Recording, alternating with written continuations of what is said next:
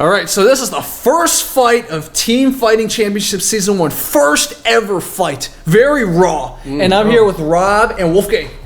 How you doing? What's going on, guys? And we start immediately with the dancers. And the dancers in the first season are okay. They're not wearing the best clothes in the first season. No. But, you know, they're fit and they're Latvian, Eastern European. And you see the rings? It's tires holding up the rings in the first season. Very raw. Svetlana's last. See the ring? Yeah. I wonder whose idea the tires Yeah, the tires maybe to give it a raw look or something. Definitely. And then Svetlana got the red mic, looking very cute, and looking also very deadly. Yeah, as well. And so this fight is Poland versus Sweden. Remember, we saw the rematch. Oh yeah. So this is Poland versus Sweden, the original match. And now they're gonna introduce the opponents. Svetlana got the cool earrings. Oh yeah. Yep. So she's announcing all the fighters since this is the first fight ever. Yep. Gotcha. I feel like, is this ring bigger? Yeah, it's a bigger ring, big, but it's much less controlled. The ropes are you'll see in future fights, the ropes come apart. It's very homemade. Yeah. So, let's see who is this. Out comes the Polish team, LPH. I don't know what that stands for, but L is one of the one of the cities. And then he looks they all look like prisoners. They're very tough. Very large. And they're bigger than the bouncers. Yeah. So I think P stands for Poznan. So These are big boys. yeah, big boys. And then what you'll see is the uniforms aren't uniform in this season. They're all wearing different shorts. Yes. See? Hope Hey, you got she's- sponsorship money. Exactly. Hope they got Right. sponsorship money. And their haircuts are uneven, and at least the shirts match. It's funny, the guy who should be wearing the long shorts isn't. Yeah, exactly. He's got the shortest shorts right now. Tallest guy. Like, what are you doing? Yep. And here comes the Swedish team. Remember them? Oh. Yeah. Nope. They're tiny compared to the Poles. Wait, those are the bouncers Yeah, in the the front? bouncers in the front. Oh. That's a bad that was sign. misleading. Yeah. This is I gonna don't. be one-sided. Yeah, that's going to be very one-sided. The bouncers were smaller than the Polish team, but they're bigger than the Swedish team. Wait, have you seen this fight already? Yeah, I've seen this So fight you know already. who's gonna win? I know who's going to win, Oh, okay. And I thought the bouncer was. I know. When Trevor and I, the guy who we did the original commentaries, we thought the bouncers were the fighters first when they came out. This is the team captain. He's Alejandro. Rob's seen him in the other fight. Yeah. And Is he pretty good? He's all right. These guys are tiny. They're tiny. There's no weight limit or weight class, huh? no weight class. Wow. I mean, unless they throw some haymakers, I don't know. Exactly. So this is Chief Judge Sergey Domin. You guys saw him before. And then in this first season, they introduced the other quote-unquote judges, referees. It's weird. He has the original GoPro. Yeah, he has the Looks original like- GoPro. It's not even a modern. Yeah. It's not even up to date. Exactly. When did these come out? This I think came out in 2011 Oh, okay. or So yeah, 2012, that was about the same time. Okay, that take came that out. back. All right. or maybe cool. 2013. I don't know. Interesting. Yeah, look at I want to see the refs fight. Yeah, I know exactly. They look serious. They look very Huge. serious. Like the refs would be a good match against the Poles, Yeah, man. and they shake hands. And then season 1 only had 3 rules, which is no biting, no eye gouges, and no hitting to the throat. Only 3 rules. You could hit the groin. 3 people could stomp the head. I know what I would do. What I would do is, okay, so you know how like riot police, essentially, they create a barrier and then they will drag somebody behind the barrier. Oh, and then I feel like pound that's, them. that's like a great tactic for this. the Wisemen, they're really Stand young. up. Yeah, they're young and they're all stand-up fighters. And they're all about to get brain damage. Yeah.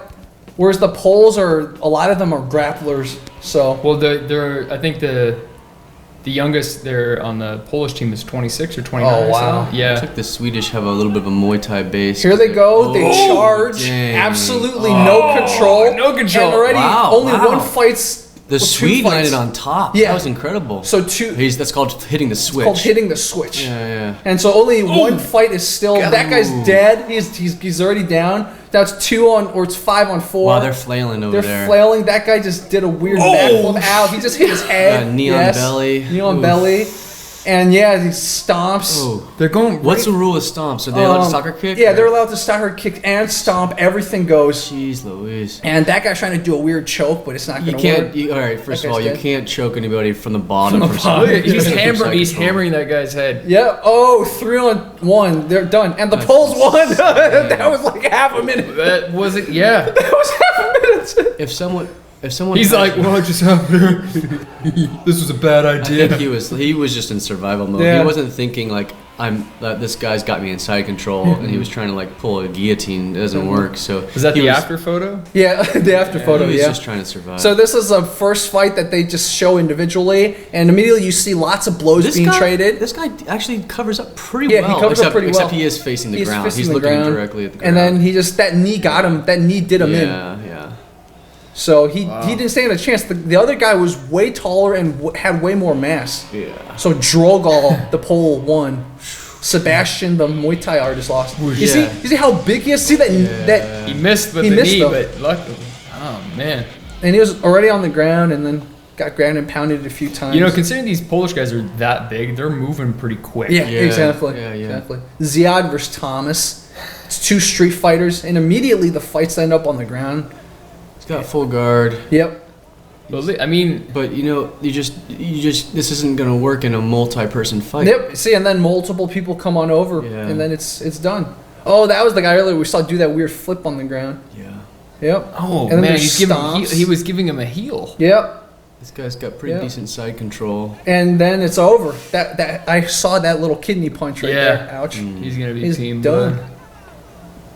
Oh man. Yeah, so Ziad the Pole won this I round. feel like the Poland fighters, they have better situational awareness. Yeah. They're like constantly looking around exactly these because the Polish fighters probably fight all the time, They and they have got the 10 years confidence. more experience. Yeah, like they the have confidence. yeah, they definitely have the confidence.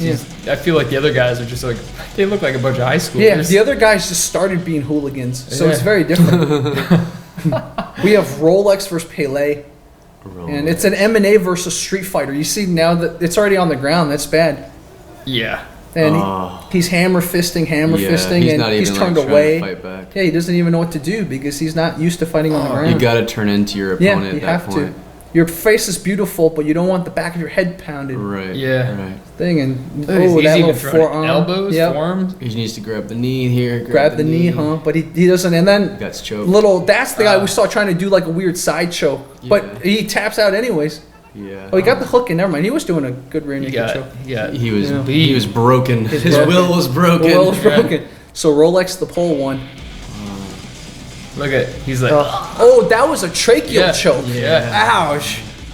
He had him right. He had his trachea right across This his is Ow. what I do all the time. When I slip in a rear naked choke, I always trap their arm with my legs. They're not looking for it. What you do is you grab the wrist and you punch it down, and then you wrap your ankles around their arm, so they only have one arm free, and then it allows you to sink in the rear naked. Yeah. I see. So you're hooking not just their body but their arm. Yeah, you grab their wrist, you throw their arm down, you latch your ankles together, and then when you pull your arm out, you have two arms. Oh, they only have one. And I learned that from BJ Penn. BJ Penn did a great job, and when he went up against Jens Pulver, he pulled off the arm trap. Wow.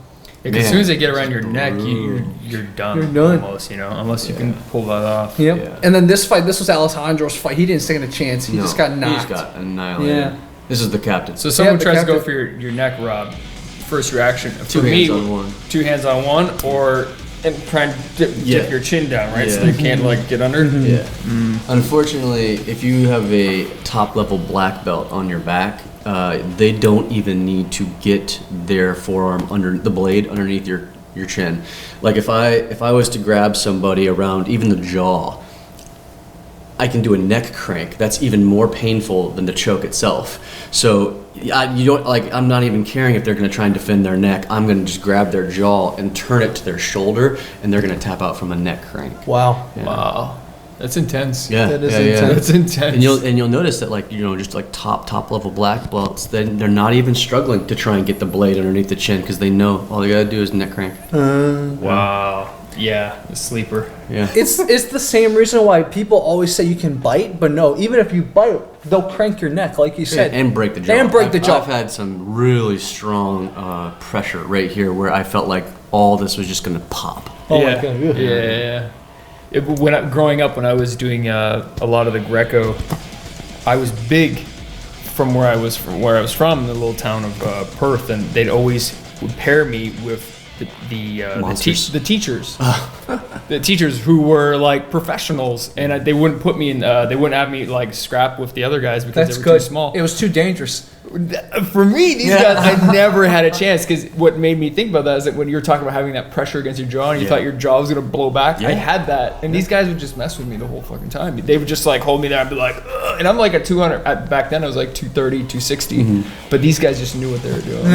Well, there are so many sneaky little things that you can do if you're a veteran. Like one time I remember I got a wrestler and we were naked, and he reached his arms back, grabbed my head, and he pressed the crown of his head, the top of his head, directly into my eye, like a socket, like right here.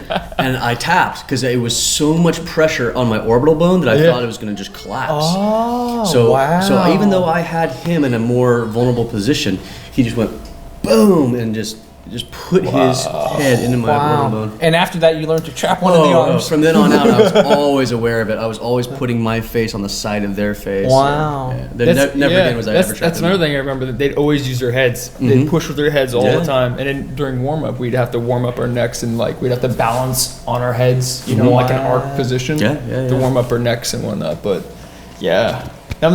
as often as you fought, you don't have any cauliflower or any of that stuff. No, well, my right ear sticks out a little bit because I got healed in my right ear, but yeah, no rubs. Thank goodness. Rubs. Yeah. I If you get caught, if you do feel like it's flaming up and everything, you can take a needle in and you can take out the plasma as fast as possible, and you can sort of push it down so it can stay pretty. It's so weird because it just swells right up. Yeah. Looks like cauliflower. Gnarly. Did you ever train with the ear guards? I've never done that, but I heard that they can actually rub it worse. Is what I heard, but I've never trained with those on. No. Really? Damn. Wow. A lot of guys swear by it. Like Eddie Bravo trains with the ear guards. I wore the headset or whatever, but I only wore it a couple times, but mainly. But I never got a cauliflower. Yeah, it's gnarly. Luckily, my mom's an ear, nose, and throat and facial plastic surgeon. Oh, so that's good. fix it up. What they're doing now is because of 3D printing, they'll basically 3D print your ear. That's crazy. So they base it off your dad's ear. So I think anyone who want to do jiu-jitsu, any sort of pancration, grappling type of martial art, before you do it, get a little print of your ear saved on file. So that way, if it ever gets ruined, you can get your own ears back. You don't have to get your dad's ear. Get out of here! I didn't know they could do 3D printing ears. That's crazy. Really? So I think once that technology gets really, really matured, I will train like crazy in BJJ. Yeah, I was gonna say because you can. I'll just get a new ear. But no, chicks dig it. Chicks dig cauliflower. They do? Yeah. Wow. They look at you like, oh, They I think feel he's a protected. fucking criminal. I feel protected. Habistophilia, that's what it's called. You know about habistophilia? It's basically women who have a tendency to gravitate towards guys who are trouble. Who are like guys who are murderers or have violent assholes. tendencies. That's or why assholes. Nice guys finish last. Yeah, That's probably habistophilia.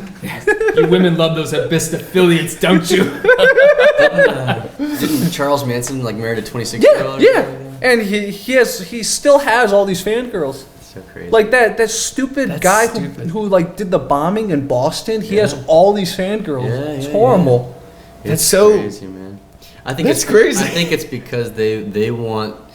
Someone told me this the other day that it's almost like they want to be the exception. Yeah. So they're like, oh, he's like that with everybody else, but not with me. He gets me or whatever. No, he's a murderer.